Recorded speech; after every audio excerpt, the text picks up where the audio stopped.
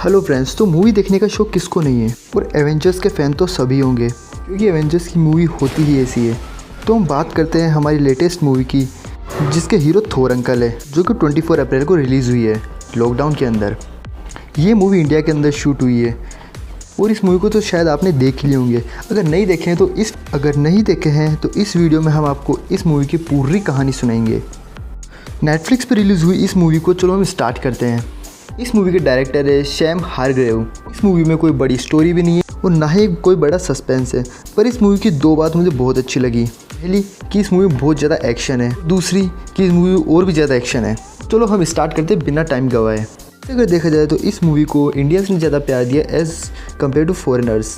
इस मूवी की स्टार्टिंग होती है एक ब्रिज से जो कि एकदम तहस नहस हो चुका है, पर एंट्री होती है हमारे हथौड़े अंकल की, मतलब थोर, जिसका इस मूवी में नाम है टेलर रेस, जो कि टपकाते हुए बंदों को आगे निकलते जाते हैं।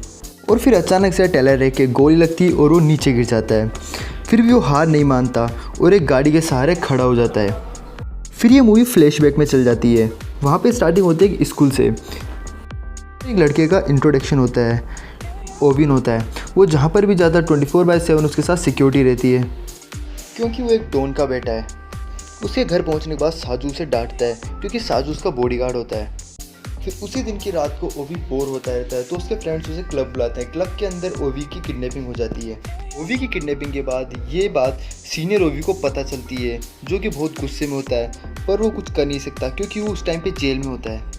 वो ओवी के बॉडीगार्ड साजू को बुलाता है और उसे डराता धमकाता है। फिर साजू घर पर आकर ये बात अपनी पत्नी को बताता है।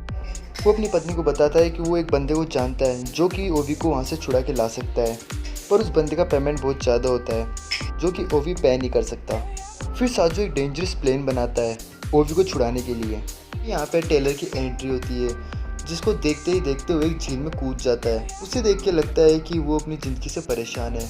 वो अपने घर लौटता है तो उसे वहाँ निक मिलती है, जो कि उसके लिए एक मिशन लाती है। वो मिशन कोई और नहीं, ओविन को छुड़ाने का ही था।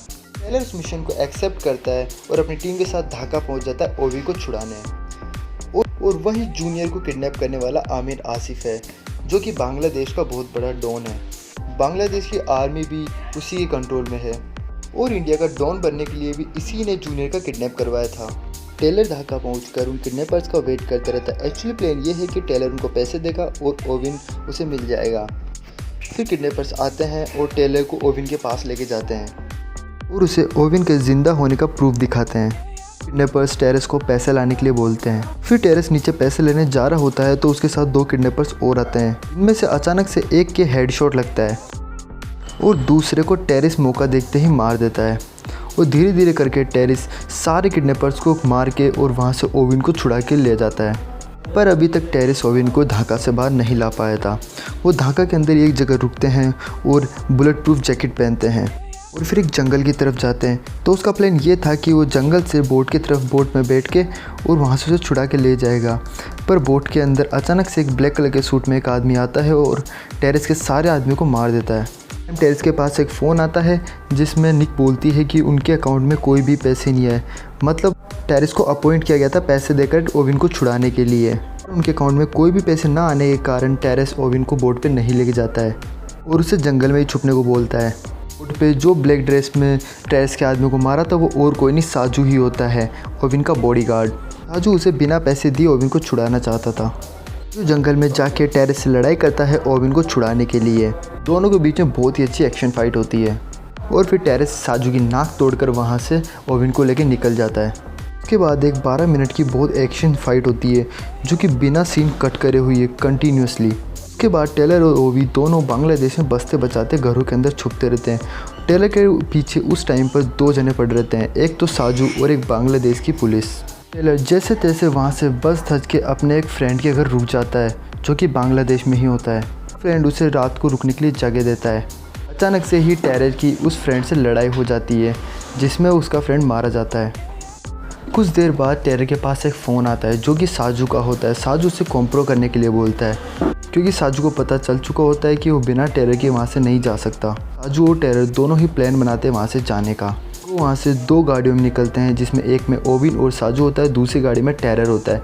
टेरर उन पुलिस वालों को भटकाता है और ओविन और साजू दोनों वहाँ से निकलने की कोशिश करते हैं। फिर वो आगे जाके एक ही पॉइंट पर मिल जाते हैं। वहाँ पर भीड़ ज़्यादा होती है इसलिए उनको आगे पैदल चलना पड़ता है। वो एक ब्रिज पर पहुँच जाते हैं। वहीं पर उनको एक बांग्लादेश की आर्मी का बंदा देख लेता है। देखते वो उन पर शूटिंग करने लगता है। फिर साजू के मन में भी एक्शन चढ़ जाता है और गन उठा के उन सारे बंदियों को ढेर कर देता है। फिर आमिर अपना एक हेलीकॉप्टर भेजता है ओविन को ढूंढने के लिए। और फिर जब सभी बंदे मैदान में उतर ही चुके हैं तो निक भी नहीं रुकती। निक भी अपना चॉपर लेकर वहाँ से आ जाती है और आमिर के हेलीकॉप्टर को उड़ा देती है। और वहीं साजू के हेडशॉट लगने से साजू की मौत हो जाती है। फिर टेलर भी अपनी गन उठाकर पबजी प्लेयर की तरह मैदान में उतर जाता है और एक एक को बूंद बूंद कर रख देता है। उधर आमिर का एक स्नाइपर टेलर के हर एक बंदे को चुन चुन कर शूट करता रहता है। वो छुपा हुआ था इसलिए टेलर उसे मार नहीं पाता। फिर निक जो कि टेलर की पार्टनर है वो उस स्नाइपर को ढूंढती है। जितने में टेलर को एक गोली लगती है जो कि उस स्नाइपर ने मारी हुई थी और यही सीन मूवी के स्टार्टिंग में भी आता है। फिर निक उस स्नाइपर को ढूंढकर और उसे मार देती है। टेलर बहुत ज़्यादा घायल होता है तो ओविन उसके पास आता है। टेलर ओविन को बोलता है अगर तुमने इस ब्रिज को पार कर लिया तो तुम्हारी जान बच जाएगी। ओविन जैसे तैसे बस धज के उस ब्रिज को पार करने लग जाता है।